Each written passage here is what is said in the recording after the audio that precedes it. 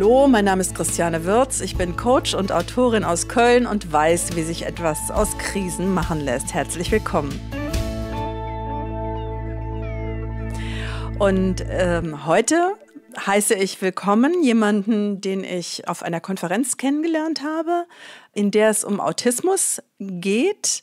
Und zwar habe ich da auch die Marcel Ciampi kennengelernt, die wir ja auch im Podcast hatten. Und einer der Referenten auf dieser Autismus-Konferenz oder auf dieser Konferenz, in der es darum ging, wie bringe ich die positiven Aspekte, die mit dieser Diagnose verbunden sind, in die Unternehmen, wie bringe ich das unter einem Diversity-Label in die Unternehmen hinein. Einer der Referenten war auch Tim Goldstein. Tim arbeitet bei Google und ich freue mich sehr, dass er sich Zeit genommen hat, heute hier im Podcast mit mir über das Thema Diversity zu reden. Welcome, Tim. I just introduced you and said that we met at a conference where you were talking about the good traits that people with from the autism spectrum can bring into the workplace from a diversity perspective. And I'm really glad that you're here with me and want to talk with me. Welcome, Tim. Well, thank you very much. I've been really excited to have this chat with you because, this is a global problem. It's not a problem in a country or in, it's a problem around the world. And if we don't discuss it around the world and work together around the world, we won't be solving it around the world. Tim, tell us a little bit something about, you are in which, you're working for Google and, in Germany or in Europe or maybe everywhere in the world, everybody says, wow, Google. So tell us a little bit about Google and what are you doing in this big company? Well, I'll say that the first thing is I never, ever in my life thought I would work for Google. Actually had no great desire to even work for Google. It wasn't on my list of, oh gosh, if I could work for Google, life would be wonderful. I did a lot of consulting in my IT career. I worked as an independent consultant. So, would be looking for jobs fairly often because I specialized in short-term, high-risk jobs because they pay real well. And I was looking for new jobs, and there was this one that came up with a company called Looker, which makes a business visualization type tool, graphing visualization type thing. And it was actually the lowest paying offer I got Flickr? out of Looker. Sorry, Yeah, Flickr? just like the photos? It would be showing like graphs and charts and, so displaying the data in a way to make it easier to understand and interpret, regardless of what industry or area you're working in. We use it scientific, it's used in business, it's generic as far as what the data can be. So I took this job with Looker, which was actually the lowest paying of all 4 jobs that I'd been offered at the time. And when I visited them, there was just kind of this vibe about them that I enjoyed. And I was there, 9 months, 10 months, and all of a sudden Google came in and said they want to buy us. And that's how I became a Googler, was through an acquisition. The reality is I probably never would have been hired by Google ever because I'm not only am I a college dropout, I'm a community college dropout. That's like the lowest level of college you can drop out of. So, that normally doesn't get you into Google. Having a dropping out of college is not normally a good resume builder to get into Google. So the fact that I'm there is to me just kind of amazing. Never imagined it in my life. On the other hand, now that I am there, the opportunities for somebody who works inside of Google, not just in your career, there's obviously great career opportunities for sure, but the opportunities to get involved in things to help change the world, to make the world better. I don't know, it's just frustrating. You read in the news about all this stuff about they're not doing this thing and they're not doing that thing. And I don't know, what I find is I can turn almost anywhere to any manager, executive, whatever, and say, I want to do this in autism. And the answer is, good, we need to do it. Again, the inside and the outside stories tend to be very, very different. So what I'm finding in Google is, first, obviously, there's a huge amount of brilliant people there. That's kind of a taken. But not only are they brilliant people, but they're brilliant people who care. they're the kind of people that if you say, hey, I've got this project, and even if it's not something directly related to them, but they see a good cause in it or something, you'll get support, you get help. And it's not just at the same level. Google has this, I guess you would say, very open culture where, as I was told by, they have career coaching inside Google, so you can pick your own career plan and develop it. And being new into Google, I sat down with one of the career coaches to understand better how to work in the organization. And what this woman told me was, no, around Google, it's okay. If you want to email Sundar, that's okay. Whether you get a response or not, who knows? But there's nothing, you're not going to be in trouble because you emailed somebody at a higher level.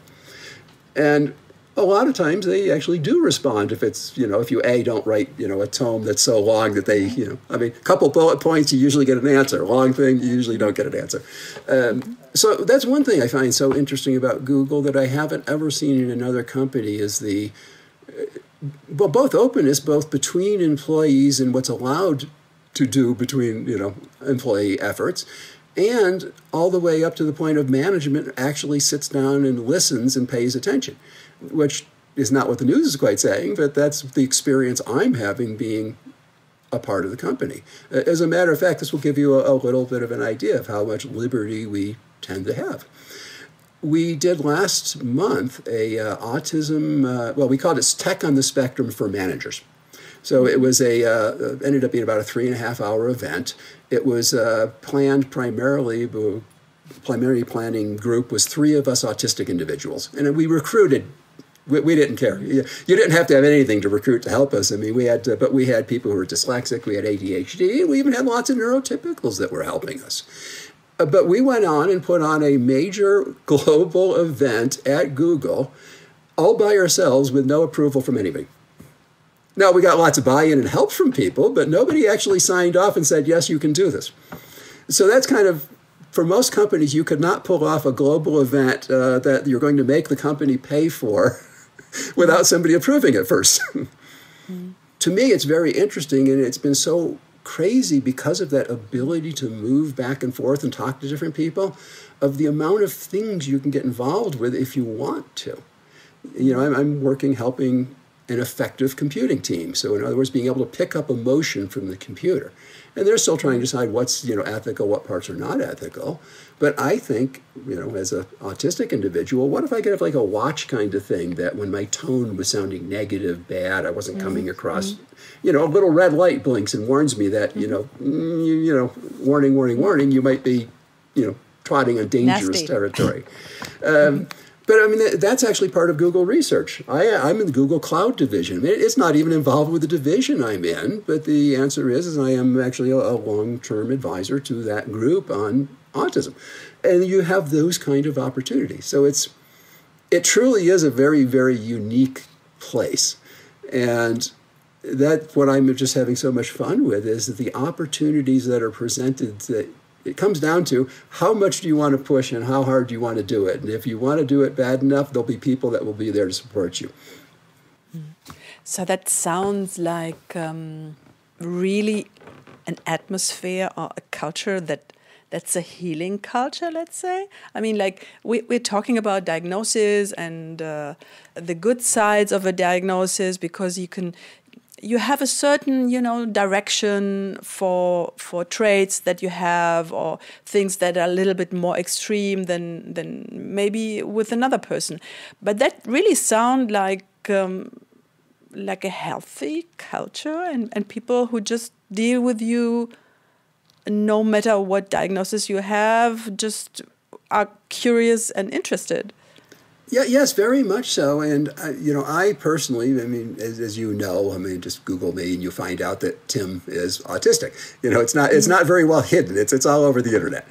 So I normally, when I meet anybody new at Google, it doesn't matter what level they're at, one of the first things I tell them is I'm autistic. Which that's not normal. You don't normally go into most companies, go meet your new director and say first thing to him, hey, by the way, I'm autistic. No, it could be something like, it could be in the future. Not just with Google, but anyway. But maybe right. you can start with Google because it's such a big company with a big influence in the world. But I mean, you could say that maybe in the future. I mean, you can say it anyway, but you could say it like Christiane, German, suffered or had, not suffered, but had a psychosis, or Tim, US American, autistic, like, something like I'm blonde and you're, I don't know, have a certain age, or you're born somewhere, something like more or less a little bit neutral, but tells something about you.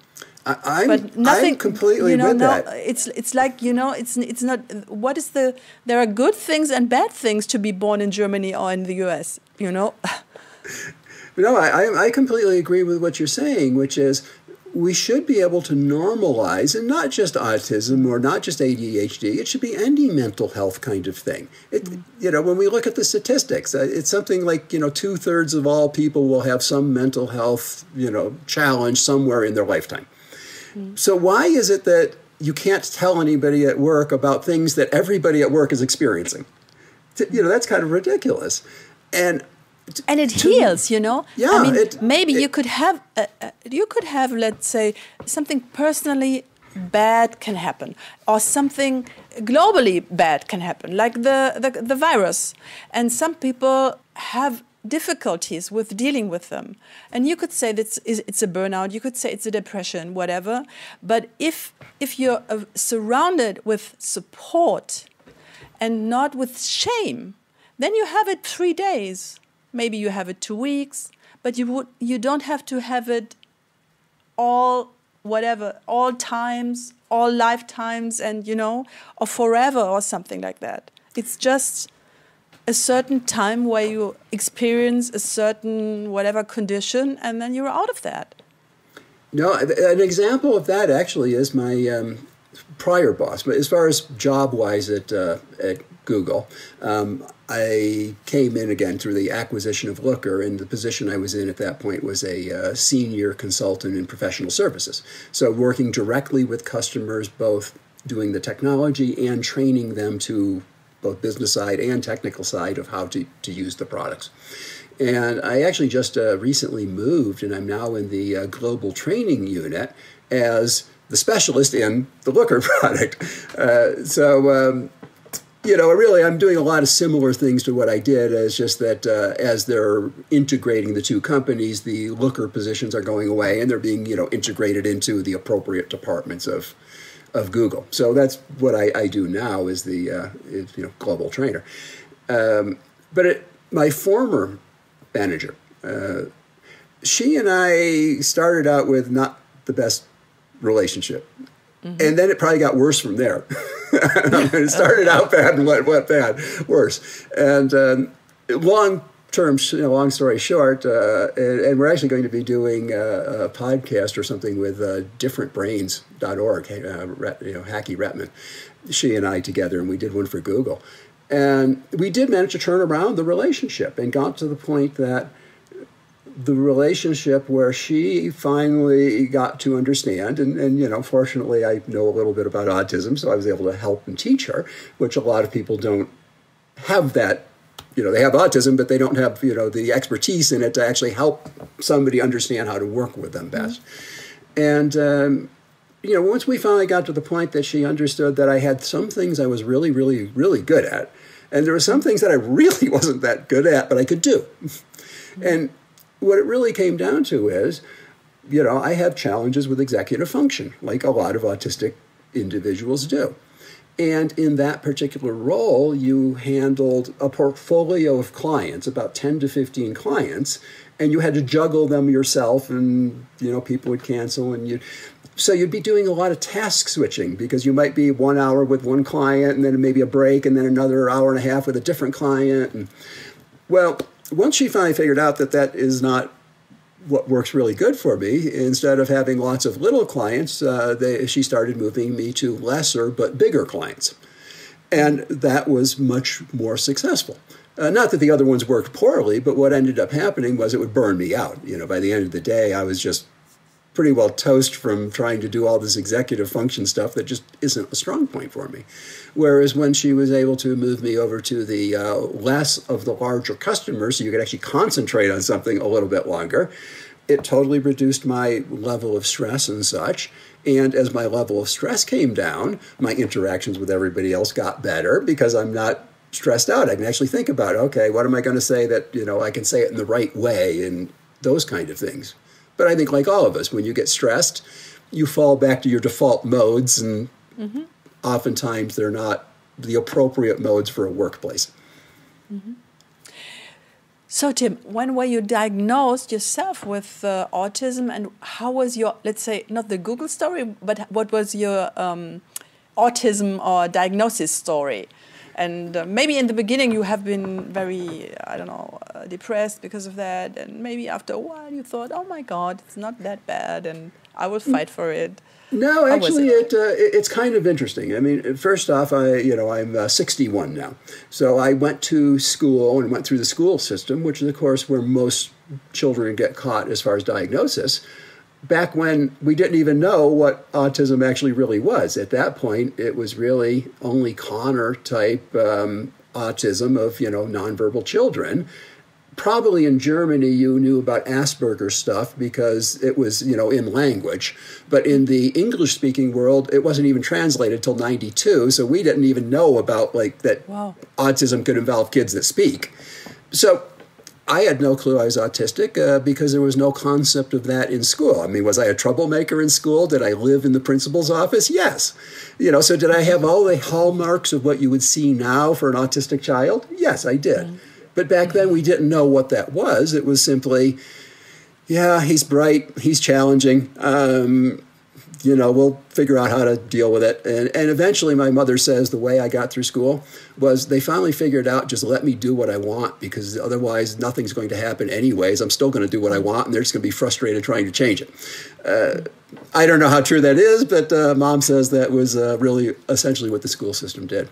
So then, went into life doing things like many autistic individuals, multiple careers, get into a career, dive into it as a special interest, get super good at it, go very high up in the career, and then usually get fired somewhere along the way.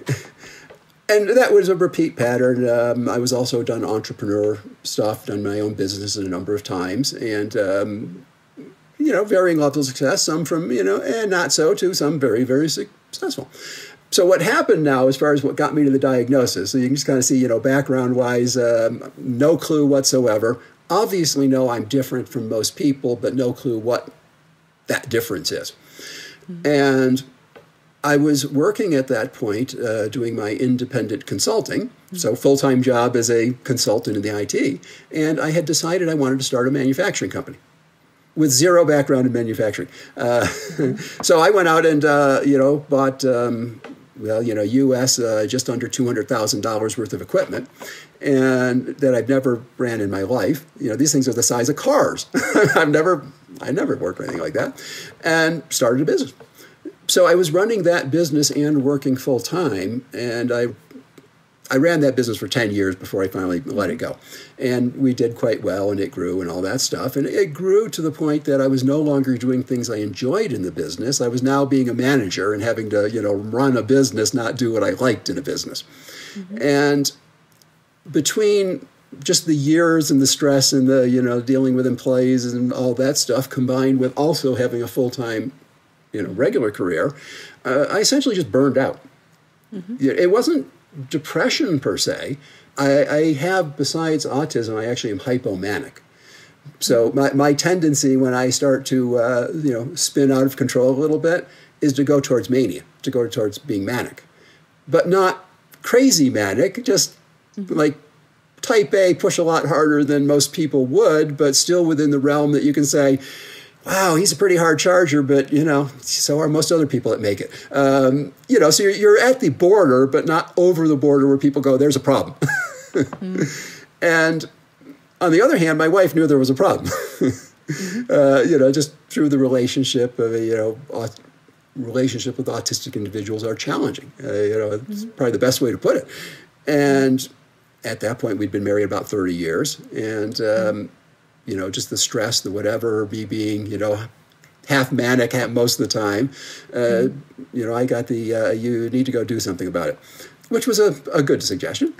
And I went to the family doctor, so a regular general practitioner, and actually saw the nurse practitioner. In which year are this we? Would have been 6 years ago. Okay. So 6 years back. So I go to the nurse practitioner of our regular doctor just because the appointment was much sooner for her versus getting into the actual doctor. And she put me on some antidepressants. And there was a noticeable change in my perception of the world that seemed to be an improvement. And I then started thinking, okay, if my nurse practitioner can do that much, what if I went to an actual psychiatrist who specializes in doing this stuff instead of a nurse practitioner who, they're a generalist. They're very competent across a wide range, but not a specialist in depth in a particular thing. So I went to the psychiatrist. The first thing he worked on actually was getting the hypomania under control. And once the hypomania was under control, which is medications, and I do take a number of meds for these things, once that was under control, it started becoming very, very obvious what was driving everything underneath it is Tim's autistic. I have Asperger's. But it wasn't really obvious that it was Asperger's because the mania and just basically being mad at the world all the time covered up a lot of the autistic characteristics. I almost like to say in that period, I was mad at everything and some things even more. So it wasn't a good period. I was burned out. I was overstressed, and that's how it came about being, which is kind of an unusual story. Because the more common story is your kid gets diagnosed, and along the way, as you hear things, you start going, that sounds like me. Ooh, that sounds like me. So it is a little odd for somebody in the older age range where you couldn't have gotten diagnosed in school because they didn't know. To be diagnosed when there's no child involved is a little out of the ordinary. But maybe we're just at the beginning of really understanding anyway what's going on, and the fact that you had a career. And you could say, don't blame me for, I don't know what, being not a performer. This is just not working, was helping you and is helping all the others that are coming after you. And maybe we will hear much more about people with slight little tendencies in this and that direction when it's not that much stigmatized, when people know you can be at Google. Google treats you like everybody and tries to, is interested in what you have to say. And so you could go to the psychiatrist and you could get a diagnosis, and that's just something, Exactly. It's no different, truthfully, than whether if you're LGBTQ plus. That's just who you are. This is just who I am. It's no different. Unfortunately, in one group, it's become okay in general in the world. We certainly know there's areas in the world where that's not true, but whereas the other one is still oh my God, you shouldn't be saying that to anybody. Don't tell anybody you're autistic. That's like, don't do that. And I think we're really much like the LGBTQ plus community 20 years ago. There was only a few brave people that stood up, but what it took was those brave people to stand up, to get more to stand up, until finally everybody realized, that's my brother, it's my uncle, it's my coworker, it's my friend's kid. And suddenly, how can you hate somebody when it's all people you know already? And that's what's slowly starting to happen here. As more people stand up, people start identifying with them and going, my coworker, yes. That might be my coworker that's what's going on. Yes, and Tim, like today, everybody can say, okay, I have a little lesbian side, or I have a little gay side, or I don't know, maybe I'm also a little bit autistic. Who knows, exactly what is on the umbrella, or under the umbrella, every individual umbrella. That's actually why. Oh, yeah, go ahead. As I said, that's actually why I like to refer to it all as human traits. It's not your gay trait. It's not your autistic trait. As you say, these are all human traits, and you can have aspects of any of them in any, amount, and degree. In one human avatar or whatever. Right.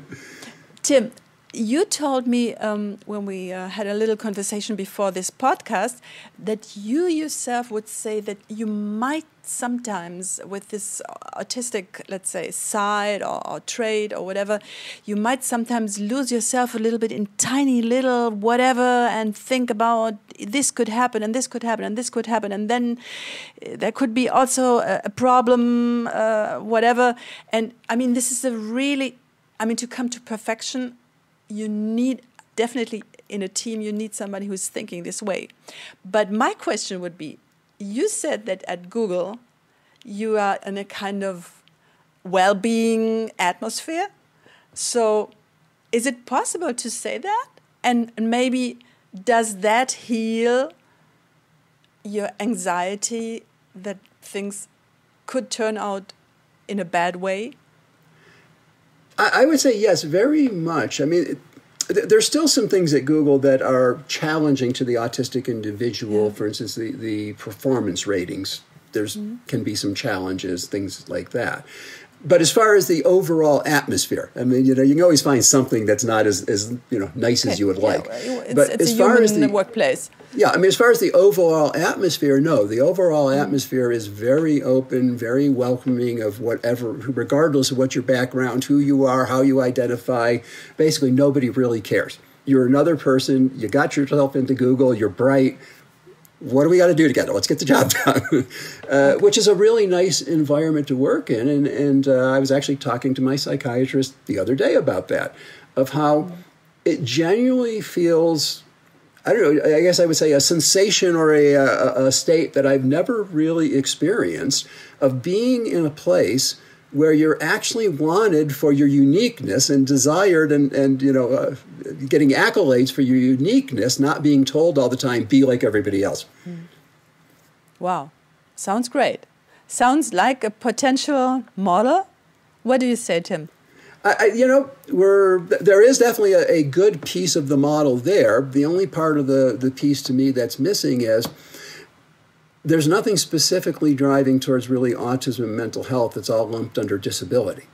And I can understand why, but it comes down to, while there's lots of leeway to make initiatives and efforts on a personal basis and with teams and groups and all that, it hasn't gotten to the point where autism or any of the neurodistinct, type categories are embraced yet from the top, like they're embracing the different racial groups, like they're embracing, the LGBTQ plus groups. So other than the fact that, you feel a little left out when you hear the list of, we're doing this for the Black plus group, we're doing this for the LGBTQ plus group, but what about this group? We're struggling too. We have, challenges. You fire us, occasionally because we step out of line, but you don't even recognize what it is, why you fired us. So yeah, I'd say overall the model is really good. The fact that all the way from the top, you basically never have a meeting with anybody that's much above your manager that diversity and inclusion is not made a major point of this is part of what Google is about. So yeah, how can you not like an environment where the environment, every time you turn around, what you hear is, we need to do better at this stuff. We need to improve. We're doing this, we're doing this, but we still need to do better.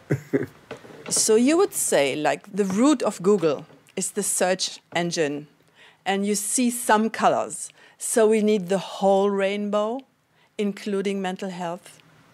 Yeah, and really, I think Google too. Yeah, it's just a matter... And everywhere. Everywhere. But here's the problem with it, and I think this is probably everywhere. It's the same problem. Google is a data-driven company. It makes sense, right? We organize the data of the world. That's what we do. We're a data company. And they drive the company on data. The problem is if you're dealing with LGBTQ+, that's gotten to the point where people are willing to step up. They can have a general idea of how many there are, so it's large enough that we need to address it because it's a significant number.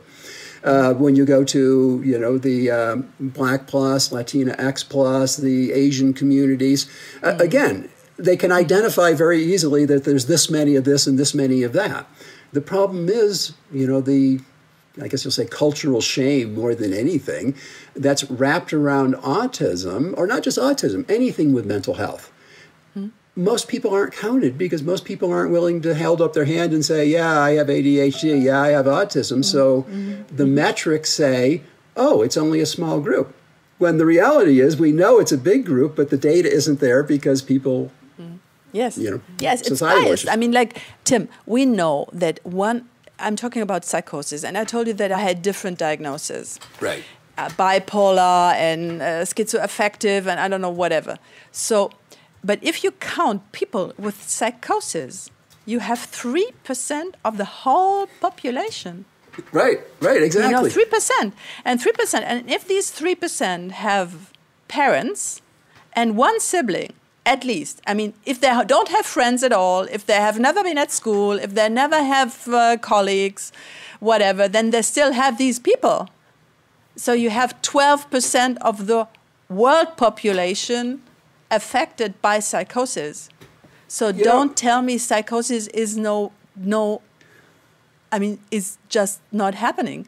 This is sometimes I'm talking with the HR people, and they tell me that psychosis is no problem. They have nothing to do with that. I mean, but in my experience, I have clients who are professors, who are psychiatrists themselves, whatever. Okay, I have no data about that, but maybe, I don't know exactly, maybe psychiatrists, I don't know exactly what you should do with that, because I understand that on one hand, psychiatrists, and in Germany, I know that psychiatrists say, don't tell anything to your company. Exactly. You don't do that. So, Tim, my thing is, until it became public, until I was in a way also fed up, not to say it, I was around 50 and I did something in my life. And nobody could say that I didn't do anything. I was not a CEO or something, okay? But there also might be somewhere in the world a CEO who's just taking pills and pills and pills and pills and pills. And maybe a lot of pills that people don't see and realize and recognize what's going on. So I see that more and more people here in Europe who did something in their life, and, I'm, let's say, European middle class, okay? Mm-hmm. But I'm not homeless. I have not been homeless until now, Okay, in Europe, maybe it might be even a little bit more difficult to get homeless because you have much more these social structures than in the US. But, in the US, the advantage is that when it's possible for you to get up again, then you might tell that as a good story. I know that in the Silicon Valley you like these things, to be one day from zero to top and stuff like that.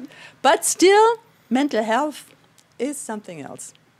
There's something interesting as far as the numbers, and you're right. The problem is we don't know what real good numbers are because that advice of don't tell anybody about so many of these conditions is so prevalent that people don't tell anybody, so you don't even know. But we had a meeting with, meaning me and a bunch of people at Google that are involved with autism neurodiversity at work. We had a meeting with Hiran from EY. And Hiran was super generous and, had a bunch of his team on the call. And they were just going through and explaining to the group how their autism, actually they call it as a neurodiversity at work program, works. And I was just sitting in just because, I like Hiran and it's always fun to join the group. And what Hiran said was they figure, and again, there's no statistics because people, don't divulge and all that, but they figure just off of, they've been doing their autism program now almost 6 years. So they've got a fair feeling for kind of knowing and, sensing what. They figure about 20% of their workforce is some type of ADHD, autism, dyslexia. They figure about 20%. So, again, like you say, we don't know the numbers, but when you just start with, okay, you got this percentage already for psychosis, you've got virtually 2% for autism. ADHD has got to be probably pushing 8 or 10%. ADHD is much more common. The answer is these numbers are huge, but companies overall don't recognize those people actually work for them. I mean, that's actually one of the challenges, I will say, I have with the autism at work programs a lot of companies are doing. I mean, very good they're making the moves. I'm not chiding them about, what they're doing that way. But why is it that if you want to do a program for whether it's autism or whatever group you want to do it for, why can you only do that for the people you hire versus the fact that you already have a pile of them? Why don't you do it for the ones you already already own? Because it's way cheaper to take care of an employee you have and keep them there than it is to bring a new one in the door. But yes, just change your mind. That's all. Right. And not make such a big deal. And then we have it anyway. I mean, maybe we have to take this step, this diversity, whatever, and, make a big empowerment and fight and I don't know what thing. But it could be cheaper.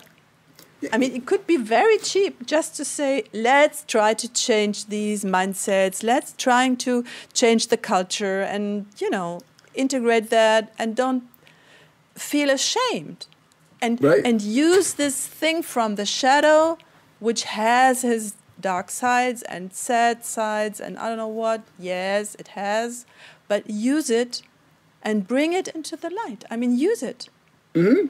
Mm-hmm. That's exactly it. There's traits, there's positive traits out of all of these different, let's say conditions, for lack of a better term. And what happens all too often, though, is we look at the individual and we say, oh, they don't fit into the culture. Mm-hmm. Oh, in other words, you want people that are just going to agree with everything, right? They're going to agree with everybody else. Why do you want more people that will agree with everybody else? That's not innovation. You want the person that's going to stand out, say the weirdest, craziest thing, and not be afraid to put the idea out there. Half the time, maybe they're crazy, but half the time they're not. Tim, in times of AI, aren't we the one who to tell? I mean, this sounds very bold, but I don't mean it that bold. But aren't we the one who should say to mankind, this is what makes you human?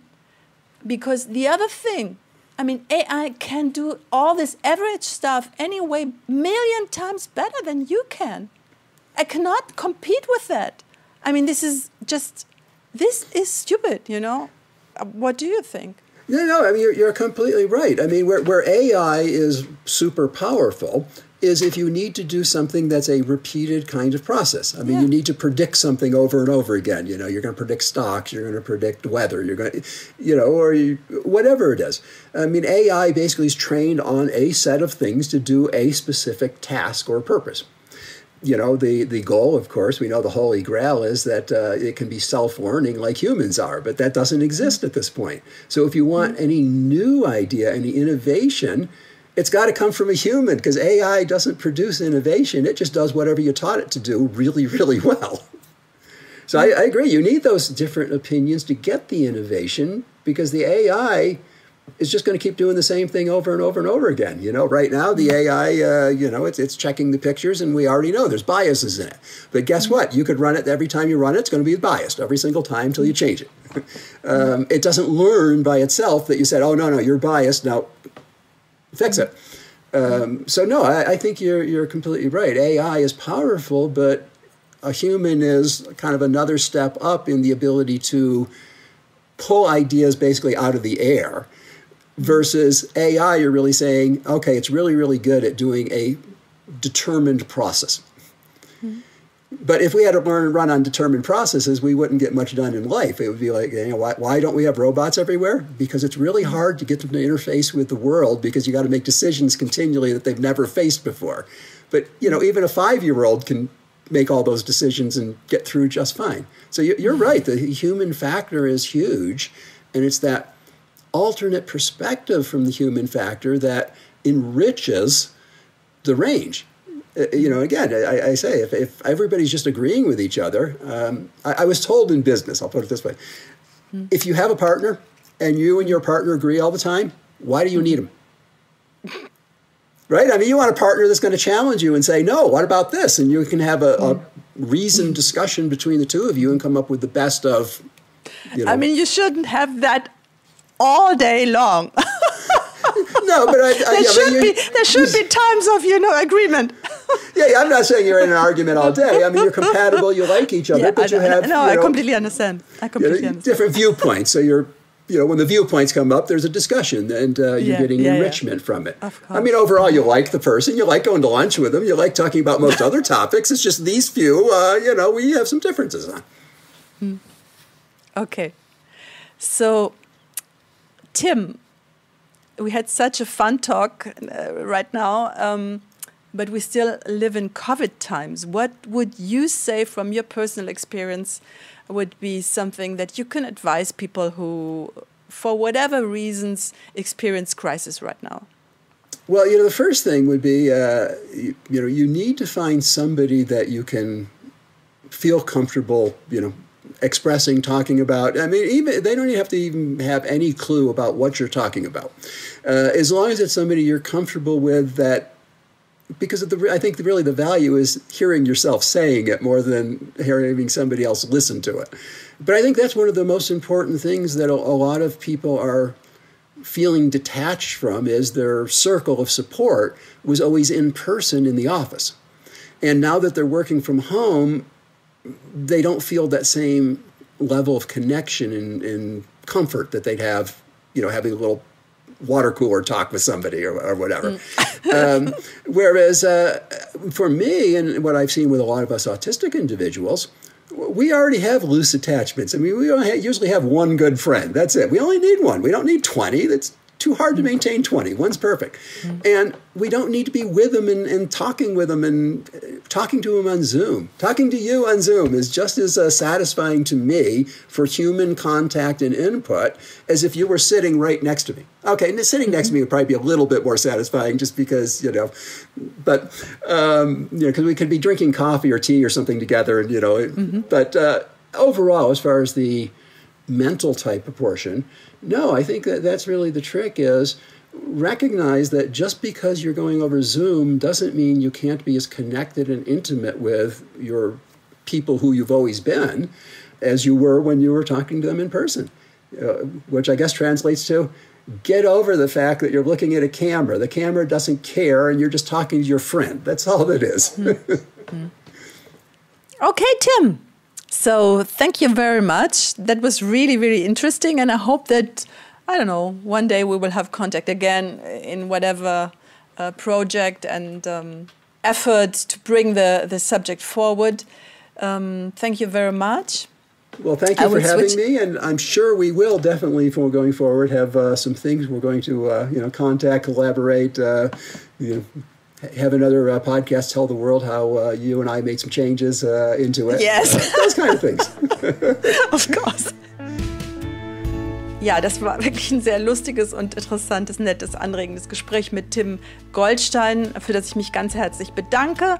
Und ich hoffe, dass ich irgendwie mit ihm noch mal ein bisschen weiter an dem Thema drehen kann in Zukunft. Und ich hoffe, das war für euch interessant, jetzt auch mal diese Bestärkung durch ein Weltunternehmen mitzubekommen, falls ihr mit irgendwelchen Mental Health-Geschichten zu kämpfen habt, gerade oder überhaupt. Wir hören uns in 2 Wochen wieder, wenn ich den nächsten interessanten Interviewgast habe. Und bis dahin wünsche ich, dass ihr gut durchkommt. Und macht's gut. Bis dann. Tschüss.